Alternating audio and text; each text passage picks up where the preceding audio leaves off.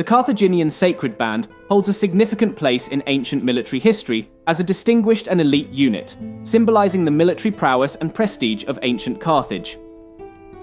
Carthage, which rose to prominence as a dominant power in the Western Mediterranean, is often remembered for its expansive mercantile networks and powerful naval presence.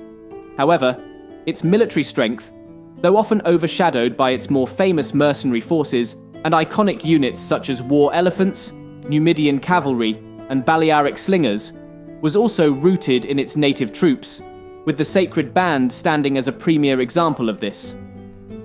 Carthage's origins trace back to 814 BC, when it was founded as a Phoenician colony, with strong connections to Tyre, one of the leading cities of the Phoenician civilization. In its early years, Carthage relied heavily on citizen soldiers to defend its territories. These citizens were primarily responsible for safeguarding the city-state, and were organized into units that mirrored the social and political structures of the time. As Carthage grew from a coastal city into an empire, its armies began to evolve, reflecting the diverse nature of its expanding territories and interests. With wealth flowing in from trade and territorial expansion, Carthaginian forces started to incorporate soldiers equipped in a variety of styles, ranging from light skirmishers to heavily armed cavalry.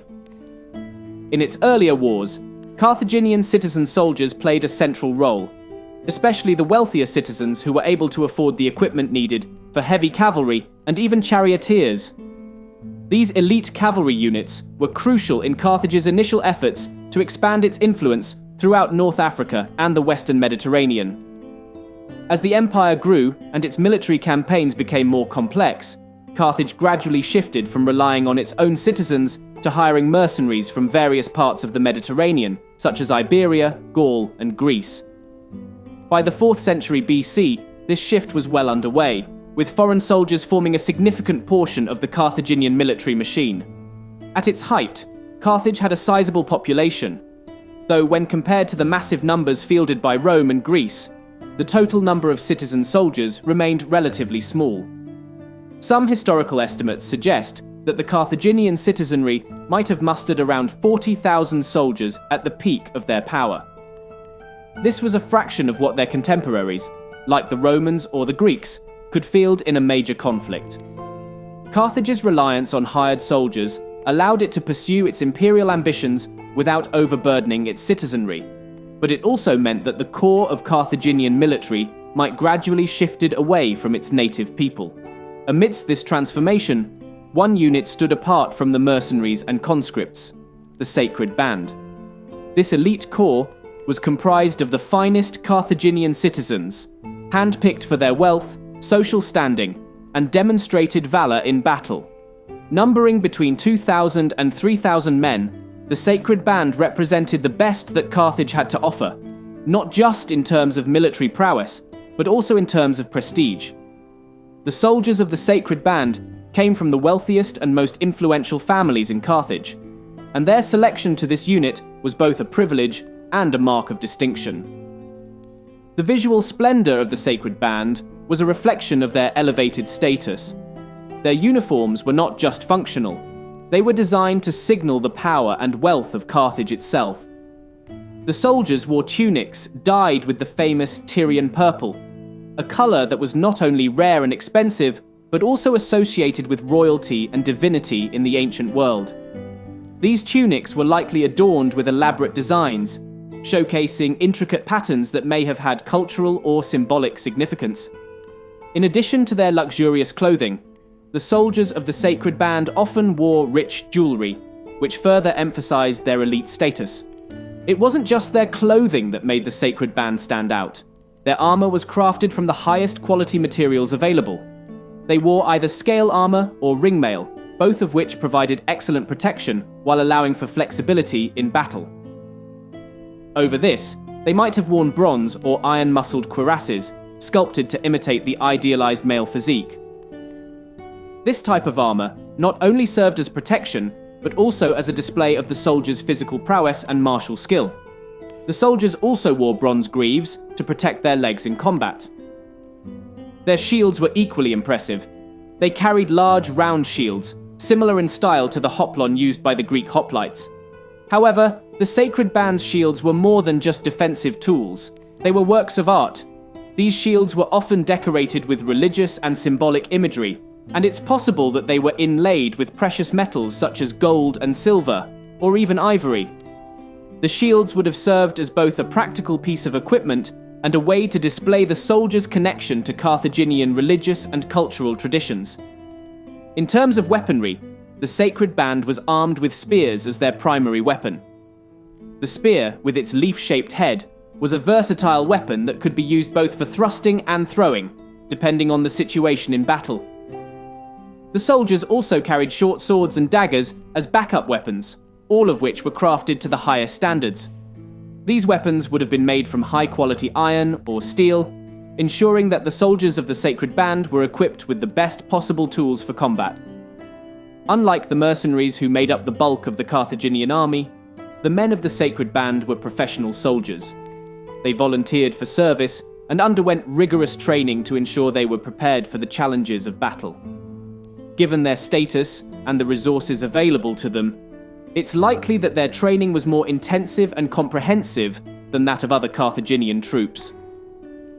The Sacred Band functioned as heavy infantry and were often positioned on the right wing of the Carthaginian army during battles, a place of honor traditionally reserved for the most elite and trusted troops. Their role as heavy infantry would have involved holding the line against enemy forces, using their spears to create a solid wall of shields and spear points. This kind of fighting required discipline and coordination, as well as physical endurance, as battles in the ancient world could be grueling affairs lasting for hours. The Sacred Band's training and elite status would have made them particularly effective in this role, and their presence on the battlefield was likely a source of confidence for the rest of the army. The history of the Sacred Band is not well documented, and much of what is known comes from scattered references in ancient sources. The first known mention of the Sacred Band comes from 341 BC, during the 6th Sicilian War. This was a period of intense conflict between Carthage and the Greek city-states of Sicily, most notably Syracuse. The Sacred Band is recorded as having played a key role in several battles during this war, particularly at the battles of Cramissus and White Tunis. The Battle of Cramissus, in particular, is a notable event in the history of the Sacred Band.